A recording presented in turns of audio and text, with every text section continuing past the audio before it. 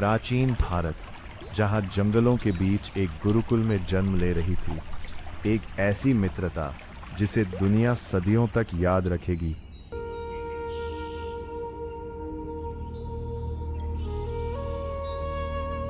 ये है कृष्ण, नटखट, चंचल, लेकिन दिल से बेहद सच्चे।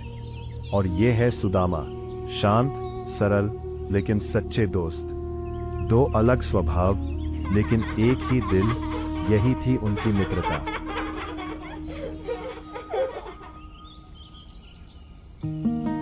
गुरु सांदीपनी के आश्रम में ज्ञान के साथ साथ दोस्ती भी मजबूत हो रही थी। एक दिन गुरु ने दोनों मित्रों को जंगल से लकड़ी लाने भेजा, लेकिन प्रकृति की योजना कुछ और थी। अचानक आया एक भयंकर तूफान। बारिश तेज होती गई। सुदामा डर से कांप रहे थे, लेकिन कृष्ण शांत थे। भूख से मजबूर सुदामा अपने चिवड़े अकेले खा लेते हैं, और कृष्ण सब जानते हुए भी कुछ नहीं कहते। उस रात तूफान के बीच उनकी मित्रता और भी गहरी हो गई। समय बीता, बचपन की यादें धुंधली हुईं, और जिंदगी ने दोनों को अलग रास्तों पर ला खड़ा किया। कृष्ण बने द्वारका के राजा, वैभव, शक्ति और सम्मान से घिरे हुए, और सुदामा गरीबी और संघर्ष में घिर गए, जहां दो वक्त की रोटी भी मुश्किल थी। एक दिन उनकी पत्नी ने कहा, तुम अपने मित्र कृष्ण से मिलाओ। सुदामा का स्वाभिमान उन्हें रोक रहा था, लेकिन परिवार की हालत उन्हें जाने को मजबूर कर रही थी। घर में देने को कुछ नहीं था, बस थोड़ा सा चिवड़ा। वही प्रेम का उपहार बन गया, और सुदामा अपने मित्र से मिलने लंबी यात्रा पर निकल पड़े। भूख, प्यास, थकान, लेकिन दिल में एक ही उम्मीद, मित्र से मिलने की। जब सुदामा ने द्वारका देखी तो उनकी आंखें चौंधिया गईं। लेकिन महल के दरवाजे हर किसी के लिए नहीं खुलते, और सुदामा को रोक लिया गया। जैसे ही कृष्ण ने सुदामा नाम सुना, समय जैसे थम गया। राजा नहीं, एक दोस्त दौड़ पड़ा, बिना कुछ सोचे, बिना कुछ देखे। वो पल जब दो आंखें मिली और सालों की दूरी एक पल में मिट गई। कृष्ण ने अपने मित्र को ऐसे गले लगाया जैसे कभी छोड़ा ही ना हो। द्वारका का पूरा महल इस दृश्य को देखकर स्तब्ध रह गया। राजा कृष्ण अपने गरीब मित्र के चरण धो रहे थे। ये दोस्ती नहीं, भक्ति थी।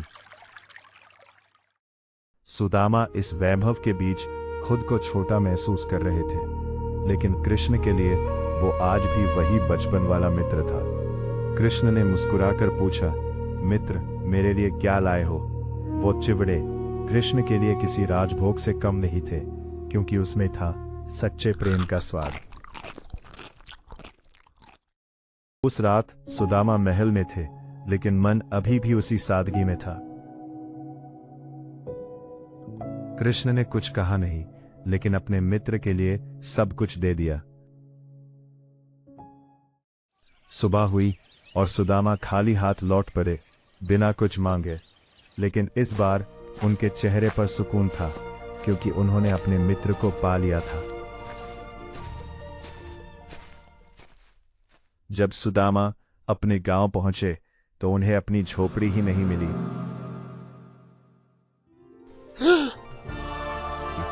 उसकी जगह खड़ा था एक भव्य महल। उनका परिवार अब खुशहाल था और हर तरफ समृद्धि थी। सुदामा समझ गए, ये सब उनके मित्र कृष्ण का आशीर्वाद है। और दूर द्वारका में कृष्ण मुस्कुरा रहे थे, जैसे सब कुछ जानते हों। सच्ची मित्रता कभी कुछ नहीं मांगती, लेकिन सब कुछ दे जाती है। सुदामा के पास अब सब कुछ था, लेकिन दिल में वही विनम्रता थी। उनकी आंखों में हर याद फिर से जीवित हो थी। गरीबी और समृद्धि दोनों बस एक पल की दूरी पर थे, क्योंकि जब मित्र भगवान बन जाए तो किस्मत खुद बदल जाती है। ये कहानी सिर्फ दो दोस्तों की नहीं, ये हर उस रिश्ते की है जहां दिल सच्चा हो, जहां शब्द नहीं सिर्फ भावनाएं बोलती है। और कहीं दूर वही बांसुरी फिर से गूंज उठी।